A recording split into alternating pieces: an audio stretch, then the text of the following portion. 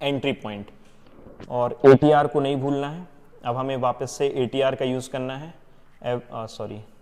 Average to range indicators में,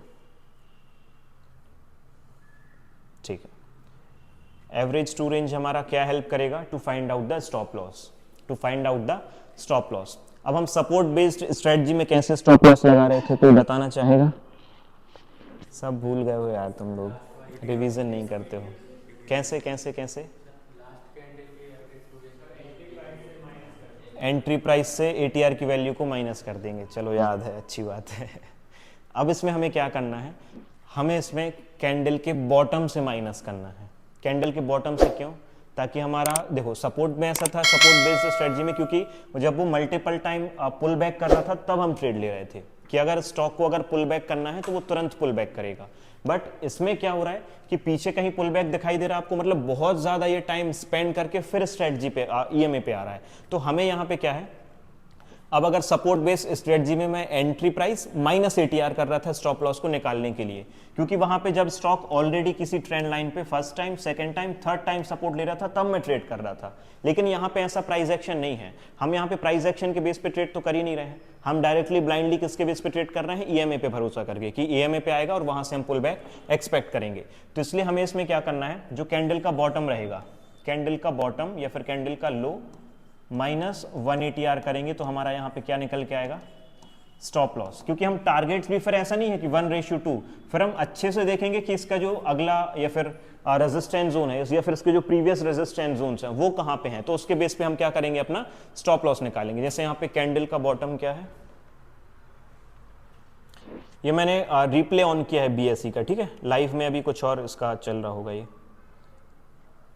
चलो जैसे कैंडल का बॉटम है 2182, ठीक है, 2182 क्या है? कैंडल का बॉटम प्राइस, मतलब सबसे लोएस्ट प्राइस, और माइनस करेंगे हम ATR से। ATR की वैल्यू है लगभग 83 रुपीज, तो 83 लगभग 2100 के आसपास का हमारा स्टॉप लॉस हो गया, राइट। 2122 माइनस 22 कर दिया हमने। लॉन्ग पोजीशन, एंट्री मेरी यही रहेगी, एंट्री मेरी सेम ऑन द, जब कैंडल का हाई ब्रेक होगा, और 2100 is going to be my stop loss, ये रहेगा मेरा स्टॉप लॉस, ठीक है, ATR का यूज करके। अब देखो, अब टारगेट निकालने के लिए, टारगेट निकालने के लिए मैं आपको बिल्कुल बोलूंगा कि जो इसके स्ट्रॉन्ग प्रीवियस रेजिस्टेंस जोन है या फिर स्ट्रॉन्ग जो इसके 52 वीक हाई हैं, आप उधर तक का भी वेट कर लो ना तो भी कोई प्रॉब्लम नहीं है। क्योंकि अगर स्टॉक इतना ज्यादा पिट चुका है, इतना ज्यादा उस पर सेलिंग आ चुकी है, now chances are very high कि वो कंटिन्यूसली फॉल अगर उसको करना होगा तो वो हमारी एंट्री नहीं कराएगा, वो फॉल करते जाएगा। लेकिन अगर उसको यहाँ से रिवर्सल लेना है, और अगर रिवर्सल लेगा तो फिर एक अच्छा ट्रेंड हम पॉसिबिलिटी यहाँ पे एक्सपेक्ट कर सकते हैं। चलो, अच्छा, एक स्ट्रेटजी की मैं अगर आपसे पूछूं कि एक्यूरेसी क्या होनी चाहिए, कि यार हाँ, तब हम उसको बोलेंगे कि यार ये बढ़िया स्ट्रेटजी है, मिनिमम कितनी होनी चाहिए?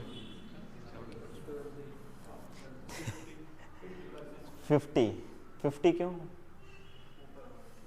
50 से ऊपर होना चाहिए भाई, तो 80 बोल रहा है अपना, 80 बोला था, 80 बोला था, तो 80 होनी चाहिए ना कम से कम अच्छे के लिए।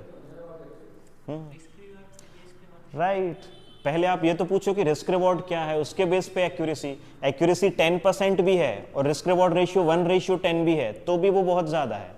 तो it all depends on the risk reward, कि आपकी स्ट्रेटजी अगर 50% भी एक्यूरेसी है and you are keeping the risk reward ratio of 1:3, वो बहुत अच्छी बात है। लेकिन अगर मैं वही बोलूं कि आपकी स्ट्रेटजी की एक्यूरेसी 90% है, लेकिन आप रिस्क रिवॉर्ड लेके चल रहे हो 1:1, और कई बार ये भी नहीं मिलता है, तो that is a flop strategy. कोई मतलब कि वो 90% एक्यूरेसी नहीं है।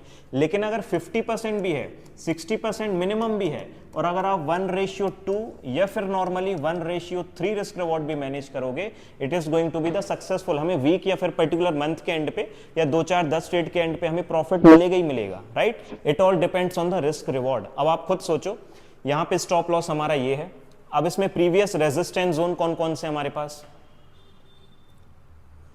पहला हमारा रेजिस्टेंस जोन हो गया ये, दूसरा ये, और तीसरा डायरेक्टली ये हो गया, ठीक है। अब आप एक बात बताओ, स्टॉक हम कौन से ले रहे हैं? निफ्टी 500 के स्टॉक्स ले रहे हैं, ऑलरेडी स्टेबल कंपनीज हैं, market cap minimum to minimum आप मान के चलो 20-30,000 CR के ऊपर होंगी ही होंगी, ठीक है। बिजनेस मॉडल मतलब सक्सेसफुल उनका, कंपनीज आर स्टेबल, अगर टॉप 500 में है। देखो अभी हमारे इधर ऐसा कि 8000 से ज़्यादा लिस्टेड हो गई हैं, 8000 से ज़्यादा कंपनीज लिस्टेड हैं और उसके अंडर में 500 हैं। दैट मीन्स बहुत बड़ी बात है कि आप 8000 से टॉप 500 में आ रहे हो। अब आपका जो स्टॉप लॉस है, आप प्रीवियस रेजिस्टेंस जोन के लिए भी बैठो, ठीक है, आप 10%, 15%, 1:2, 3 निकाल लो, ठीक है, आपको एग्जिट करना है आप कर दो। बट मैं आपसे बोलूंगा अगर आप थोड़ा टाइम दे सको, 2 महीने तक अगर वेट कर सको, तो आप बिल्कुल वेट करो कि कम से कम आप इस पर्टिकुलर रेजिस्टेंस जोन तक, जो उसका मेजर ऐसा रेजिस्टेंस जोन है जहां से ट्रेंड चेंज हुआ था, trend change in the sense ये ट्रेंड था पूरा, ठीक है, हायर हाइज बनाते हुए स्टॉक ऊपर जा रहा था।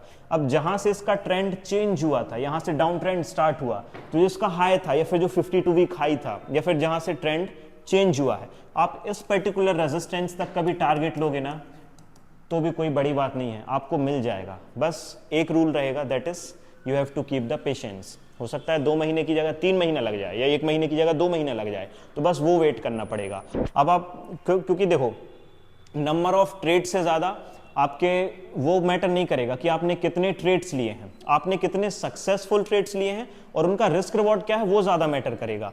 अगर मैं साल के फॉर एग्जांपल 365 दिन में से हार्डली 250 दिन ट्रेडिंग डेज होते हैं, ठीक है, छुट्टी उट्टी सैटरडे संडे सब कुछ अगर हम हटा दें तो 250 ट्रेडिंग डेज ओवरऑल होते हैं आउट ऑफ द 365 डेज।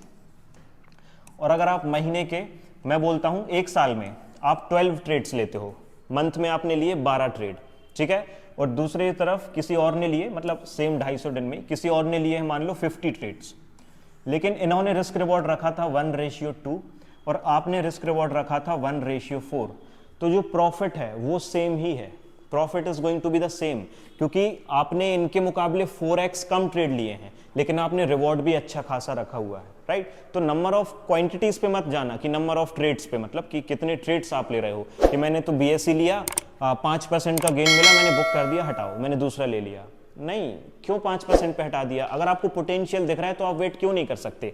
आप इसको एग्जिट कर रहे हो 5% पे, फिर आप दूसरा स्टॉक लेने जा रहे हो और उस पर भी 5% का ही गेन कर रहे हो, तो इससे बेटर है आप इसी पे 10% के लिए बैठो। बस थोड़ा सा टाइम ले रहा है, आपने इसी वजह से एग्जिट कर दिया, या फिर उस फोमो में कि यार ये वापस ना जाए या फिर जो प्रॉफिट आ गया वो भी ना चला जाए, इस चक्कर में।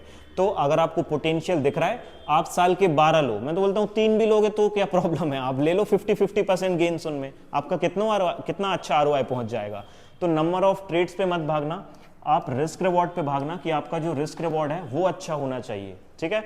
एक ट्रेड में आप ले लो 1:4 या इसकी जगह आप 1:1 वाले 4 ट्रेड ले लो, बात वही है, उल्टा आप चार्जेस एक्स्ट्रा पे करोगे, राइट। अब चार्जेस में भी आपका STT चार्जेस आ जाएगा, ETC चार्जेस आ जाएंगे, GST आ जाएगा, सेबी की फीस आ जाएगी, आपकी ये सारी तो बच जाएगी ना, क्योंकि आप एक ट्रेड की जगह 4 ट्रेड की जगह पे एक ट्रेड ले रहे हो, तो आपने प्रॉफिट उतना ही किया, चलो ROI उतना ही था, लेकिन आपने ये तो सेव कर लिया ना।